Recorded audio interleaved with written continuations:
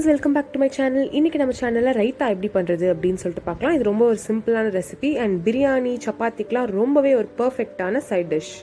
வாங்க வீடியோக்குள்ளே போயிடலாம். வெங்காயத்தை நீளமாக வெட்டி வச்சுக்கிறேன். அதோட குட்டி குட்டியாக பச்சை மிளகாவும் வெட்டி வச்சுக்கிறேன். இப்போது இதோட தேவையான அளவு தயிர் சேர்த்துக்கிறேன். உங்களுக்கு வந்து லைக் தயிர் ரைத்தா வந்து லிக்விடியாக வேணும்னா கொஞ்சம் நிறையாவே தயிர் சேர்த்துக்கலாம். அதோட துருவி வச்சு கேரட்டும் சேர்த்துக்கிறேன். இதோட தேவையான அளவு உப்பும் சேர்த்துக்கோங்க.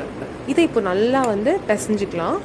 நீங்கள் வந்து ரொம்பவே தண்ணியாக வேணும் அப்படின்னு சொல்லிட்டு சில பேர் தண்ணி சேர்ப்பாங்க. அந்த மாதிரிலாம் சேர்க்காதீங்க. ஏன்னா நம்ம வந்து கொஞ்சம் நேரத்துக்கு முன்னாடி இதை பிசைஞ்சு வச்சிட்டோம் அப்படின்னா வெங்காயத்துலேருந்து தண்ணி ரிலீஸ் ஆகும். அதனால் தனியாக தண்ணிலாம் சேர்த்துக்காதீங்க.